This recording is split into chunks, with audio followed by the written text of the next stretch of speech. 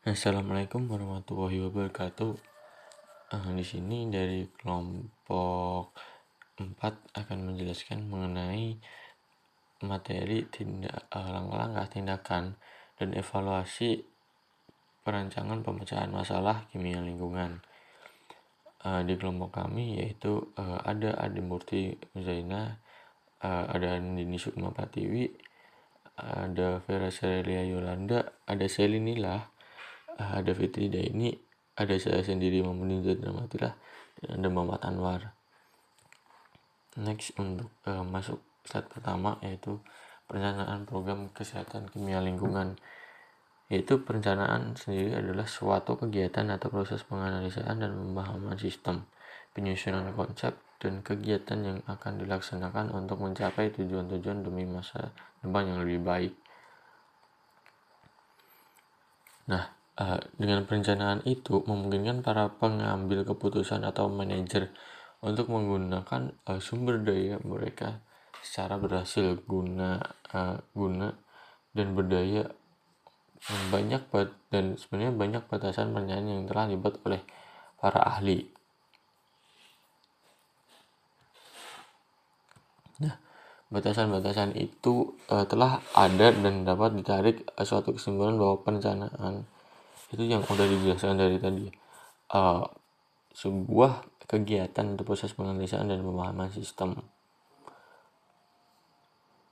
Nah, perencanaan ini merupakan inti kegiatan manajemen karena semua kegiatan manajemen diatur dan diarahkan oleh perencanaan tersebut seperti itu. Next, untuk slide selanjutnya yaitu dari pengertian perencanaan sendiri itu dapat ditarik kesimpulan bahwa terdapat 3 hal-hal penting dalam perencanaan, yaitu yang pertama, perencanaan harus didasarkan kepada analisis dan pemahaman sistem dengan baik.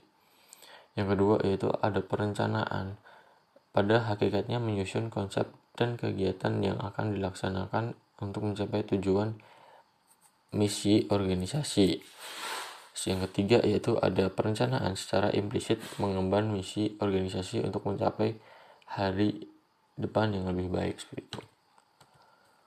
Secara sederhana dan awam dapat dikatakan bahwa perencanaan adalah suatu proses yang menghasilkan suatu uraian yang terinci dan lengkap tentang suatu program atau kegiatan yang akan dilaksanakan. Oleh sebab itu, hasil proses perencanaan adalah rencana atau plan, dan dapat dikategorikan 3 macam perencanaan.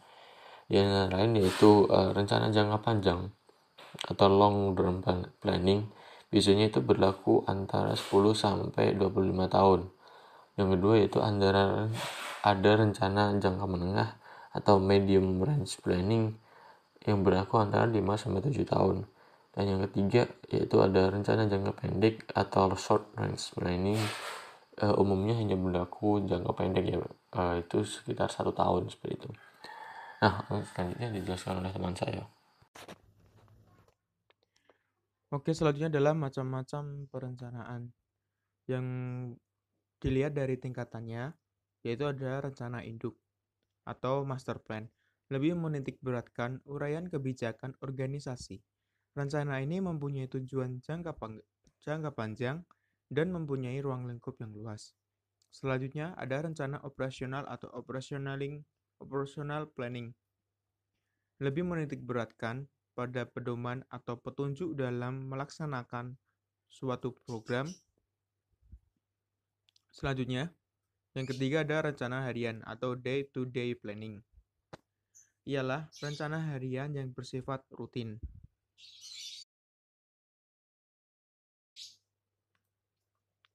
Nah, di sini adalah macam-macam perencanaan ditinjau dari ruang lingkupnya. Yang pertama ada rencana strategis atau strategic planning. Berisikan uraian tentang kebijakan, tujuan jangka panjang, dan waktu pelaksanaan yang lama. Model rencana ini sulit untuk diubah. Selanjutnya ada rencana taktis, ialah rencana yang berisi uraian yang bersifat jangka pendek, mudah menyesuaikan kegiatan-kegiatannya, asalkan tujuan tidak berubah. Selanjutnya, yang ketiga ada Rencana menyeluruh ialah rencana yang mengandung uraian secara menyeluruh dan lengkap.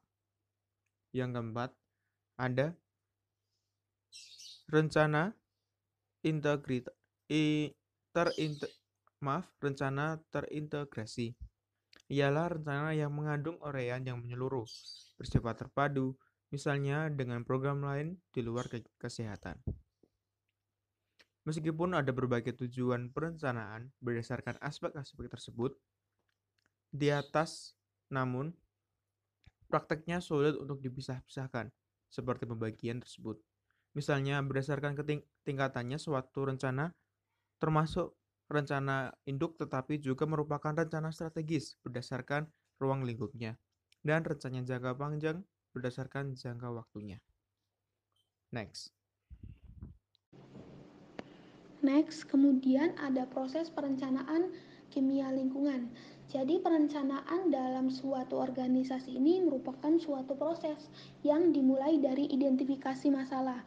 Jadi di identifikasi masalah ini kita ini menyebutkan masalah-masalah apa yang terjadi, kemudian apa yang timbul dari masalah-masalah tersebut. Kemudian setelah itu kita menentukan prioritas masalah. Jadi masalah apa yang harus ditangani terlebih dahulu, mana yang lebih utama. Kemudian setelah memprioritaskan masalah tersebut, kan ada urutan paling utama masalahnya. Nah, setelah itu dilakukan perencanaan pemecahan masalah untuk masalah tersebut sehingga dapat berjalan lancar dalam pelaksanaan atau implementasinya di lapangan. Kemudian setelah direncanakan dengan baik, kemudian dilaksanakan atau diimplementasikan. Kemudian setelah dilaksanakan ini kita melakukan evaluasi atau peninjauan dari pelaksanaan tersebut, apa baiknya, kemudian apa buruknya, di mana masih terdapat kesalahan-kesalahannya, kemudian diidentifikasi lagi masalah-masalah yang timbul dari pelaksanaan tersebut. Nah, kemudian dipilih lagi prioritas masalahnya apa, dan selanjutnya akan kembali ke siklus semula. Nah, proses perencanaan ini pada umumnya menggunakan pendekatan pemecahan masalah atau problem solving, yakni problem solving for better health. Jadi, problem solving for better health ini membantu dalam melaksanakan upaya problem solving dengan skala kecil yang secara langsung dapat memberi manfaat bagi banyak orang. Nah, falsafahnya ini adalah dapat menggunakan sumber daya yang ada untuk mencapai dampak yang positif yang lebih besar dalam mengatasi masalah kesehatan atau masalah kesehatan kimia lingkungan setempat dibandingkan dengan dampak umumnya yang telah dicapai walaupun ketersediaan dana yang tidak memadai atau yang belum memadai.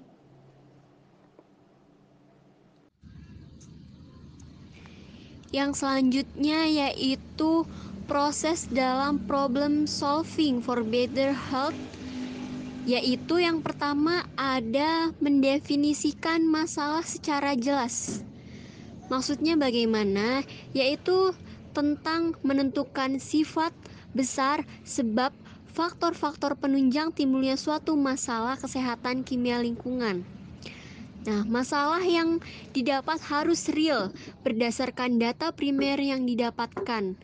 Kemudian memprioritaskan masalah merupakan masalah kesehatan yang diatasi sendiri atau tidak. Yang selanjutnya yaitu prinsip utamanya menggunakan sumber daya setempat yang sudah ada dari tenaga, teknis, peralatan, logistik, dan dana untuk mengatasi masalah tersebut. Next. Nah, yang kedua ada menentukan bagian realistik dari masalah dengan prinsipnya yaitu mengatasi masalah bagian demi bagian. Kemudian caranya dengan mengambil bagian yang kecil dari masalah, bagian yang realistik dan dapat dikelola. Next. Yang ketiga yaitu mendefinisikan suatu solusi. Nah, bagaimana mendefinisikan suatu solusi? Yaitu dengan menentukan solusi apa yang dapat dijadikan untuk permasalahan masalah ini. Di antaranya pendidikan, biomedis, psikologis, ekonomi, usaha, mikro, job training, dan lingkungan. Selanjutnya, buatlah pertanyaan yang baik, yaitu pertanyaan yang relevan, terdefinisi dengan baik, dan dapat dijawab. Sebaik-baiknya pertanyaan harus mencakup elemen-elemen, yaitu dengan apa, melakukan kegiatan apa, dengan siapa atau untuk siapa, di mana, selama apa, dan akan mencapai tujuan seperti apa yang diinginkan. Lalu selanjutnya ada langkah keempat, yaitu menyusun plan of action, di mana POA ini merupakan perangkat organisasi dan langkah-langkah dan alat komunikasi. Lalu yang kedua ada POA dapat menjabarkan rinci dari solusi yang diambil. Hal yang ketiga, POA harus menjabarkan bagaimana Anda akan mengevaluasi dampak dari upaya tersebut. Nah, jadi suatu POA juga harusnya memiliki 5 komponen utama, yaitu pertama, mengapa, di mana jabaran dari alasan mengapa ini memilih masalah yang akan dipecahkan. Lalu yang kedua, apa, di mana jawaban dari masalah yang dipilih dan ditulis itu dalam bentuk pertanyaan yang baik. Lalu yang ketiga ada bagaimana. Jadi bagaimana menjabarkan metodologi seperti siapa, apa kegiatannya, isi frekuensi, dan lama dan di mananya. Nah, yang akan digunakan untuk mengatasi masalah. Lalu yang keempat ada evaluasi. Nah, evaluasi kesehatan lingkungan ini merupakan suatu rangkaian perencanaan Kesling yang tujuannya untuk menilai kegiatan yang telah selesai maupun sedang berjalan, guna melihat apakah ada yang perlu diperbaiki atau dimodifikasi sehingga tujuan dari sasaran dari proyek kegiatan dari usaha itu dapat tercapai. Nah, bagaimana sih caranya mengukur atau melakukan evaluasi dampak atau efektivitas upaya Anda? Jadi, apa yang paling penting untuk dinilai komponen dari kegiatan evaluasi adalah apa yang akan dievaluasi, lalu bagaimana cara melakukan evaluasi, dan berapa sering atau dan berapa lama, dan siapa yang akan melakukan evaluasi. Nah, perlu dibuat juga rencana anggaran diperlukan, termasuk yang telah tersedia ataupun yang belum tersedia, dan jadwal kegiatan. Nah, kriteria yang diajukan dalam WHO dalam evaluasi adalah pertama dari relevansi. Dan jadi rasionalisasi program dengan kebijakan sosial dan ekonomi serta kesesuaian kebutuhan atau prioritas kebijakan kesehatan untuk masyarakat. Lalu yang kedua ada kriteria adequacy di mana atau kecukupan, di mana ini lebih menunjukkan beberapa besar perhatian yang telah diberikan dalam program kegiatan untuk mengatasi masalah. Nah, dari adequacy juga ini berhubungan sampai seberapa besar masalah itu telah dapat diatasi dengan melalui program kegiatan dilaksanakan. Next. Selanjutnya, proses dalam problem solving for better health. Yang kelima yaitu evaluasi. Evaluasi kesehatan lingkungan merupakan suatu rangkaian perencanaan kesehatan lingkungan yang tujuannya untuk menilai kegiatan yang telah selesai maupun sedang berjalan guna melihat apakah ada yang perlu diperbaiki atau dimodifikasi sehingga tujuan dan sasaran dari proyek atau kegiatan atau usaha itu bisa tercapai. Kemudian bagaimana caranya mengukur atau melakukan evaluasi dampak atau efektivitas upaya Anda? Apa yang paling penting untuk dinilai? Berikut adalah komponen dari kegiatan evaluasi adalah apa yang akan dievaluasi, kemudian bagaimana cara melakukan evaluasi, lalu berapa sering atau berapa lama, dan siapa yang akan melakukan evaluasi. Dan perlu dibuat rencana anggaran yang diperlukan, termasuk yang telah tersedia ataupun yang belum tersedia, dan jadwal kegiatan. Next. Selanjutnya yaitu kriteria yang dianjurkan WHO dalam evaluasi. Yang pertama, relevansi. yaitu rasionalisasi program dengan kebijaksanaan sosial dan ekonomi, serta kesesuaian kebutuhan atau prioritas kebijaksanaan kesehatan untuk masyarakat. Yang kedua, adekuasi, yaitu kecukupan, yang menunjukkan beberapa besar perhatian yang telah diberikan dalam program kegiatan untuk mengatasi masalah.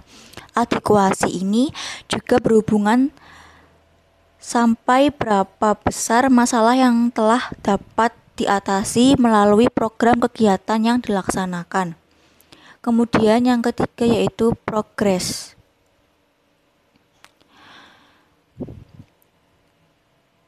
Atau pengamatan kemajuan. Perbandingan antara rencana dan kenyataan yang ada. Perlu dilakukan analisa usaha yang telah dilakukan dan sumber-sumber yang digunakan dalam pelaksanaan dibandingkan rencana yang telah ditetapkan sebelumnya.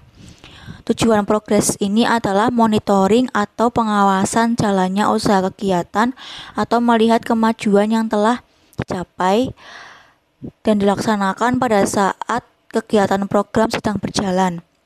Karena itu, identitas dan tindakan koreksi terhadap penyebab hambatan akan selalu dijumpai pada evaluasi progres. Next. Kemudian yang keempat yaitu effectiveness. Efektivitas menggambarkan akibat atau efek yang diinginkan oleh suatu program, kegiatan, institusi dalam usaha mengurangi masalah kesehatan. Efektivitas juga dipergunakan untuk mengukur derajat keberhasilan dari suatu usaha tersebut dalam mencapai tujuan yang telah ditetapkan. Kemudian yang kelima, efisiensi. Efisiensi menggambarkan hubungan antara hasil yang dicapai suatu program kesehatan dengan usaha-usaha yang diperkirakan dalam pengertian tenaga manusia atau sumber-sumber lain, keuangan proses-proses di bidang kesehatan, teknologi, dan waktu. Kemudian yang terakhir, yang keenam yaitu impact. Menggambarkan akibat keseluruhan dari program, kegiatan, institusi dalam pengembangan kesehatan masyarakat dan pengembangan sosioekonomi. Selanjutnya yaitu kesinambungan. Kesinambungan bagaimana caranya untuk mencegah agar masalah yang telah Anda atasi tidak timbul kembali. Berikut langkah terakhirnya dari kesinambungan. Langkah ini merupakan pendekatan untuk menjamin kesinambungan yang solusinya yaitu melibatkan pihak terkait dari awal masalah ataupun pada fase persiapan kegiatan. Apabila kegiatan tersebut berhasil mengatasi masalah, perlu dilakukan melegalkan pola, model, pendekatan atau sistem yang berhasil tersebut sebagai kegiatan rutin masyarakat setempat dan penyebarluasan dan penerapan pola, metode, model ke tempat lain dengan masalah yang sama. Selanjutnya akan dijelaskan oleh teman saya.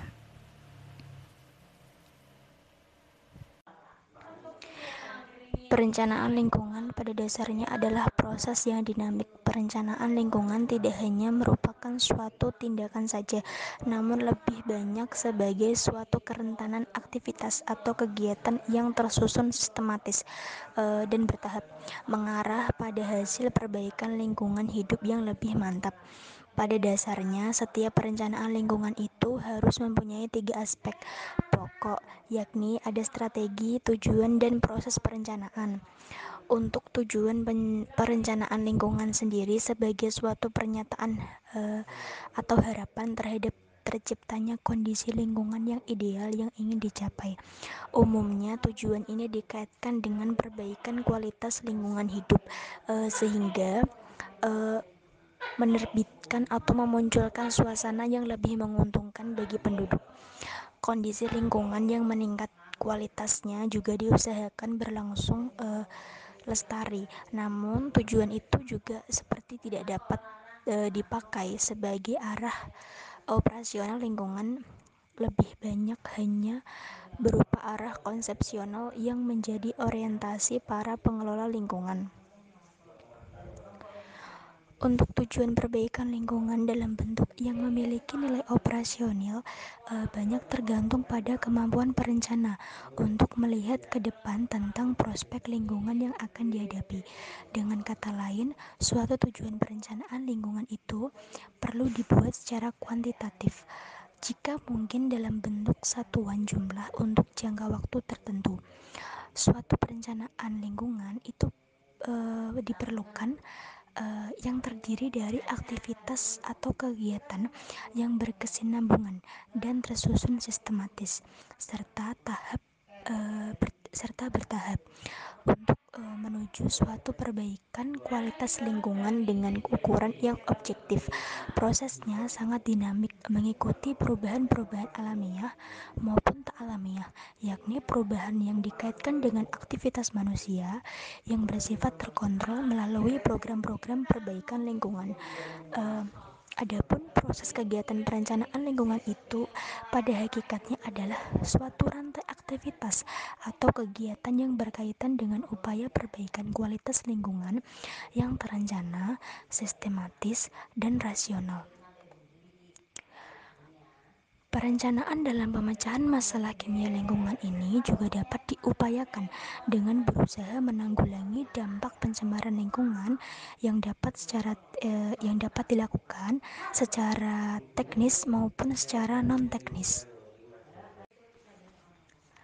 Perencanaan dalam pemecahan masalah kimia lingkungan dapat diupayakan dengan berusaha untuk menanggulangi dampak pencemaran lingkungan yang dilakukan secara teknis. Untuk secara teknisnya, bila berdasarkan kegiatan AMDAL atau analisis mengenai dampak lingkungan dapat diduga mungkin timbul pencemaran lingkungan, maka dipikirkan penanggulangannya yang mengutamakan keselamatan lingkungan, teknologinya telah dikuasai dengan baik, dan secara teknis serta